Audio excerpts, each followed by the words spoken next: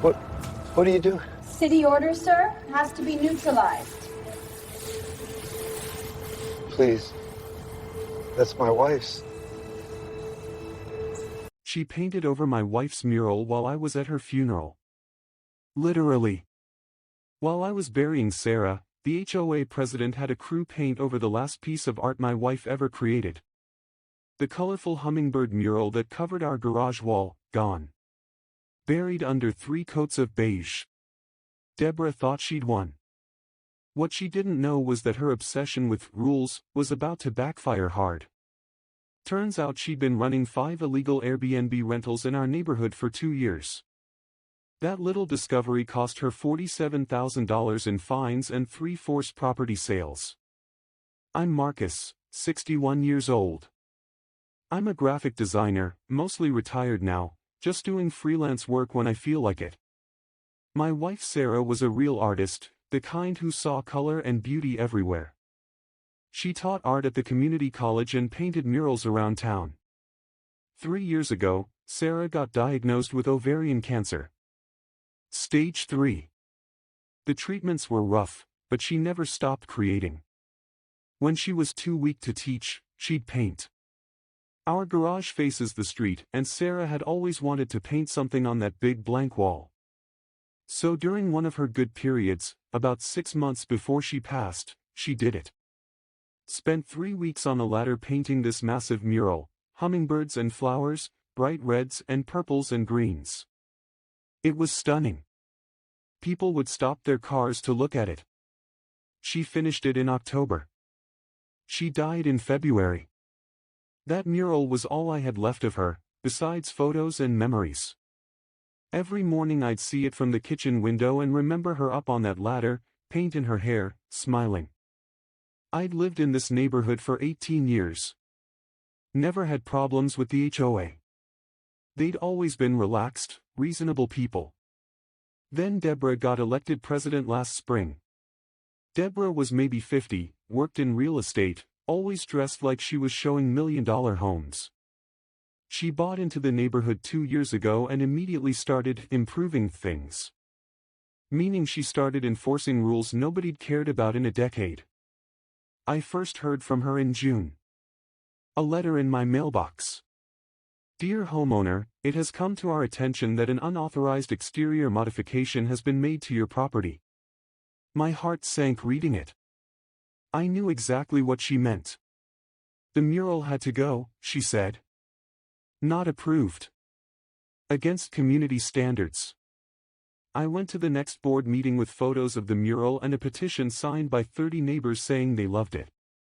Deborah sat at the front table looking bored while I explained about Sarah, about the art, about how it wasn't hurting anyone. I understand it's sentimental, she said when I finished. But we have architectural standards. You needed approval before painting your garage. My wife painted it while she was dying.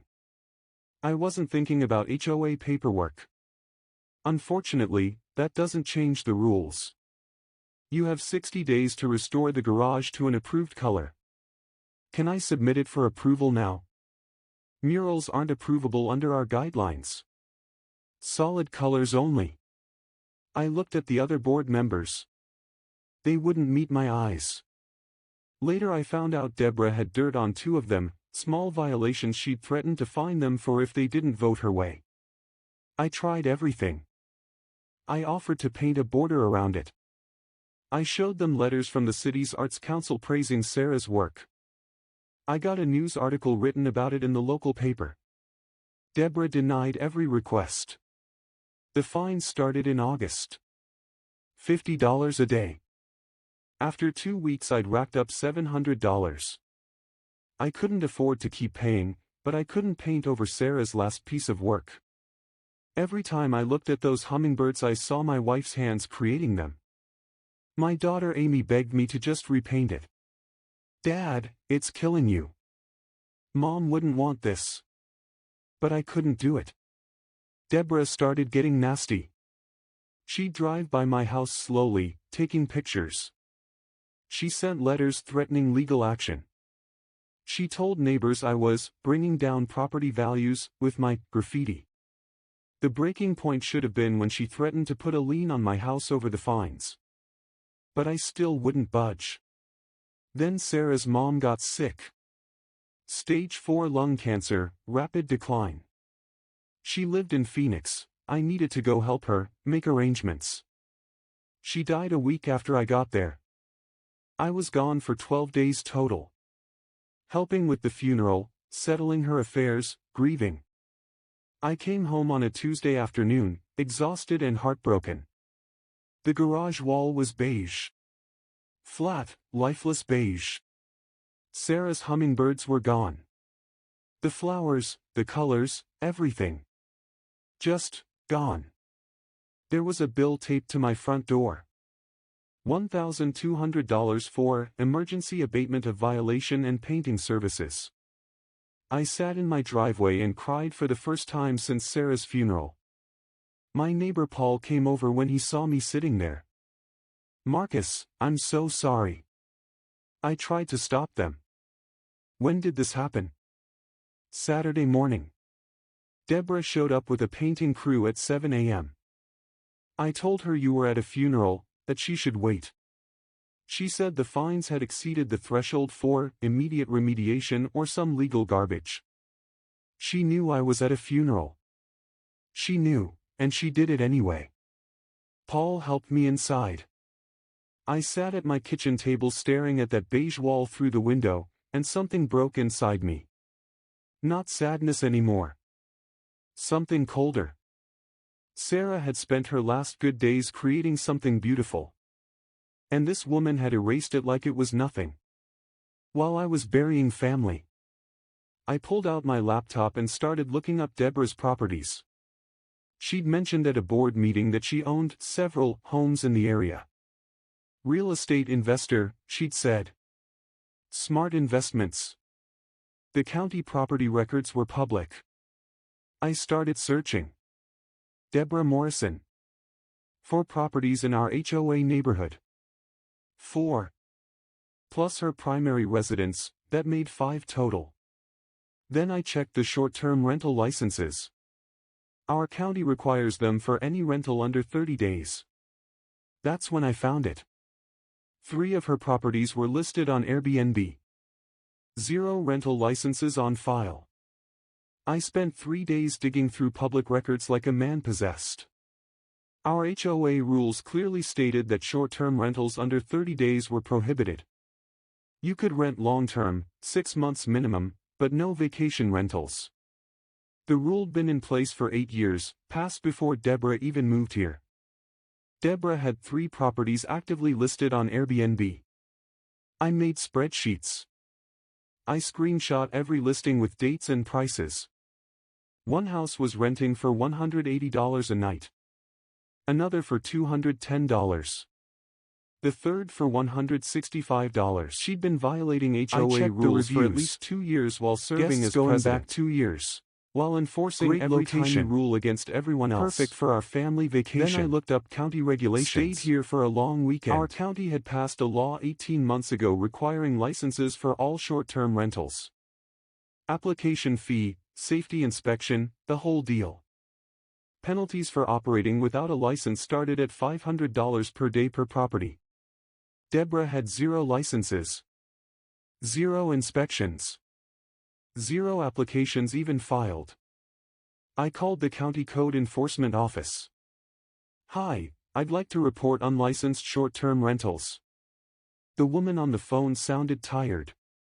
"How many properties?" 3 that I can confirm. Maybe more. Send us the addresses and any evidence you have.